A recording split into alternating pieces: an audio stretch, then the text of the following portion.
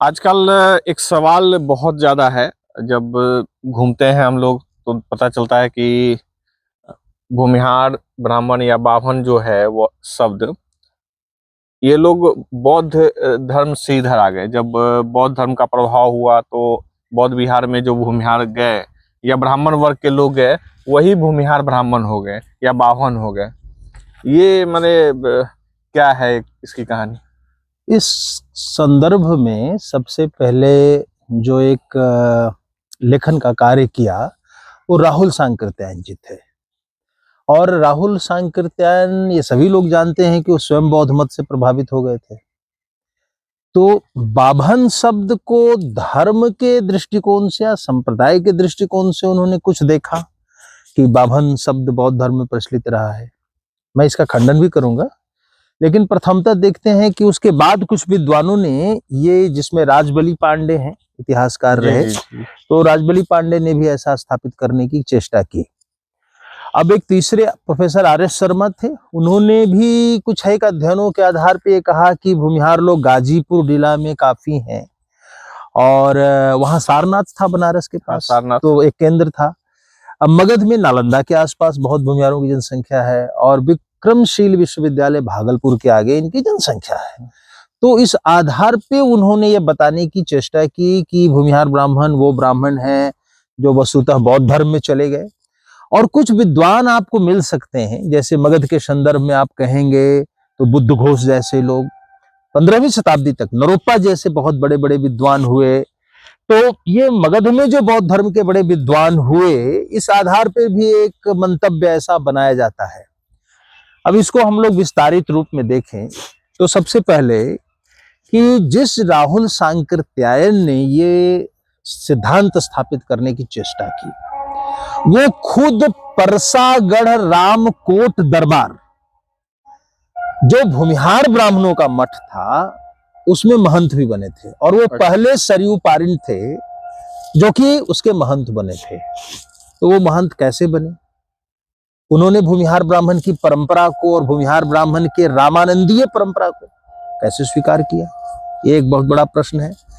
क्या वो स्वयं बौद्ध धर्म में गए पलायनवादी की भांति? तो उन्होंने सोचा कि इसका ऐतिहासिक और सैद्धांतिक आधार क्या होगा, तो इसके लिए भूमिहारों के लिए प्रयुक्त बाभन शब्द को उन्होंने अपने हिसाब से तोड़ा मड़ोड़ा। कुछ हद तक आप राहुल के इस प्रयोग को समझिए कि वो कहते हैं कि बगौछिया भूमिहार व्याघ्र क्रूच नाम के बौद्ध गोत्र परंपरा से पैदा हुआ है। पहले तो बौद्धों में कोई अलग से गोत्र परंपरा नहीं थी, और जो बगौछिया शब्द है जिससे कि एक राजवाड़ा हथुआ तमकुही का जुड़ा हुआ है, वह वत्स गोत्रीय से बगौछिया हुआ है।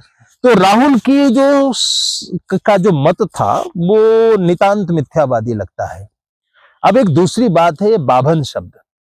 अशोक ने बौद्ध धर्म को बहुत बड़े अर्थ में अंगीकार किया, लेकिन वो अपने द्वितीय शिलालेख में या किसी भी शिलालेख में ब्राह्मण धर्म में के ब्राह्मण के लिए, यानी जो ब्राह्मण की परंपरा थी उससे जुड़े वर्ग के लिए शब्द का प्रयोग किया। तो शब्द क्या है? वो तो बाभन ही है। अशोक ने बाभन शब्द का प्रयोग, सातवाहन स्वयं ब्राह्मण थे, उन्होंने अपने लिए बाभन शब्द का प्रयोग किया है। अशोक का चलिए वर्ण ब्राह्मण नहीं था, लेकिन सातवाहन शासक का तो ब्राह्मण था, तो उन्होंने अपने लिए बाभन शब्द का प्रयोग क्यों किया? क्या वो बौद्ध धर्म में चले गए थे? अब एक तीसरी बात उठती है जो बहुत रोचक है। आप सरयू पारिन ब्राह्मणों के प्रदेश को लिखिए। पहले शब्द सरयू पारिन था ही नहीं, यह था सरवरिया ब्राह्मण। अब इसके मूल में आप जाएंगे तो ये मिलेगा सरवार्य प्रदेश। एक्चुअली वस्तुतः यह श्रावक गणों का प्रदेश था। श्रावक गण किसको कहते हैं? जो बौद्ध धर्म के उपासक थे, भिक्षुक थे, भिक्षुणियां थी। तो ये जो कुशीनगर का क्षेत्र है, ये जो क्षेत्र आपको बुद्ध के जन्म से मृत्यु से संबंधित है, गोरखपुर का एरिया, देवरिया का एरिया, कुशीनगर का एरिया, कबीर नगर का एरिया, वस्तुतः गंडकी से और नारायणी से सरयू नदी के बीच का जो क्षेत्र है, अच्छा। यह श्रावक गणों का प्रदेश है। क्या इस आधार पर हम सरयू पारिन को कह सकते हैं कि चूंकि वो कुशीनगर से हैं, वो लुम्बिनी वंश से हैं और वहां कुशीनगर और लुम्बिनी वन में बौद्ध परंपरा व्यापक रूप से स्थापित थी, इसलिए वहां के ब्राह्मण सरयू पारीन ब्राह्मण बौद्ध थे। क्या ये कहा जा सकता है? बिल्कुल नहीं। तो अब एक दूसरी बात देखिए, जो हमारा मिथिला क्षेत्र है, इसके ऊपर बौद्ध धर्म का बहुत बड़ा प्रभाव रहा है। 55 वर्ष तो मिथिला तिब्बत के प्रभाव में था, और आज भी मिथिला में पूजा के स्थान को चीनवार थान कहा जाता है। अच्छा, ये तिब्बतियन बौद्ध धर्म के प्रभाव के तहत वहां पर आया है। एक दूसरी बात आप देख सकते हैं कि मिथिला से भी जो मूर्तियां प्राप्त होती हैं, केवल मगध से ही नहीं, मिथिला से भी जो मूर्तियां जो प्राप्त होती हैं, उसमें वज्र तारा का बड़ा महत्व है। सहरसा में तारा देवी का मंदिर है, और सनातन वैष्णव परंपरा में महिष बलि, भैंसे की बलि नहीं होती, नहीं होते। मत्स्य व्यवहार नहीं होता है, लेकिन बौद्ध धर्म में होता है। तो तिब्बतीय प्रभाव या वज्रयान का प्रभाव या सहजयान का प्रभाव या मंत्रयान का प्रभाव क्या मिथिला के ऊपर नहीं था? अब बंगाल में आइए, सोमपुरवा और जगद्दला के महाविहार थे बंगाल में, और बंगाल भी तंत्रयान मंत्रयान का सहजयान का बड़ा केंद्र था। इस आधार पर आप क्या बंगाल के ब्राह्मणों को बौद्ध ब्राह्मण कहते हैं? मथुरा बौद्ध धर्म का केंद्र था, मथुरा में मथुराई चौबे का प्रभुत्व है। क्या आप ये कहते हैं कि मथुरा के चौबे जो है बौद्ध धर्म से आए? बौद्ध धर्म का केंद्र वडनगर गुजरात था। वडनगर के जो नागर ब्राह्मण हैं या देसाई ब्राह्मण हैं, उनके ऊपर क्या आपने आक्षेप लगाया है कि वो बौद्ध धर्म के थे या शुरू से सनातन धर्म के थे? इसके साथ आप आगे चलिए, दक्षिण भारत में नागापट्टनम है, तमिल क्षेत्र में, और वो बौद्ध धर्म का बहुत बड़ा केंद्र है। अमरावती, नागार्जुनी कोंडा, आंध्र प्रदेश में बौद्ध धर्म का बड़ा केंद्र है।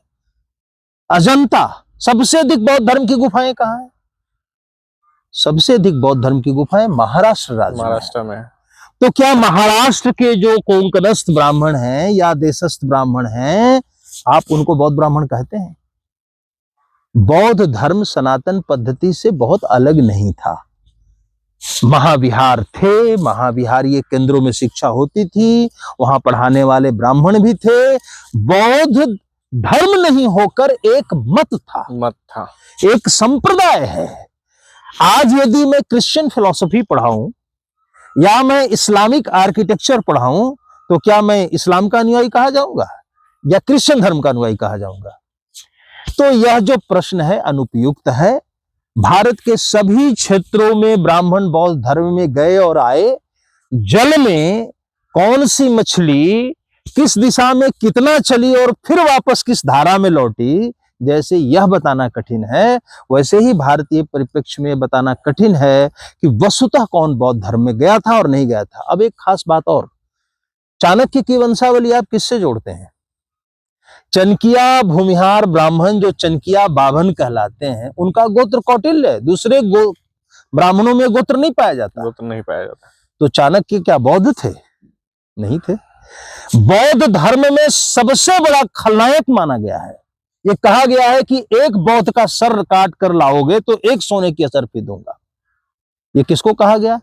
पुष्यमित्र शुंग को कहा गया। पुष्यमित्र शुंग का गौरव क्या है? पुष्यमित्र शुंग का जो गौरव है वह औदभिज सेनानी काश्यपो द्विजः, मैं युद्ध लड़ने वाला सेनानी ब्राह्मण हूं, मैं महासेनापति हूं। वो अश्वमेघ यज्ञ कर रहे हैं। इस पुष्यमित्र शुंग से भूमिहार ब्राह्मणों की एक शाखा शुंगनिया चैयार है। वो लोग अपना गोत्र आज भी पुष्यमित्रायन बताते हैं। मयूर भट्ट के वंशावली भूमिहार ब्राह्मणों में है, जो सूर्य सत्यकम के कवि थे। तो मयूर भट्ट क्या बौद्ध थे? वान भट्ट जिन्होंने हर्ष चरित्र लिखी, उनके वत्स गोत्रीय सोनभद्रिया बावन ब्राह्मण धर्म में है और ब्राह्मण धर्म के नायक हैं। तो क्या बान भट्ट को बौद्ध मानेंगे?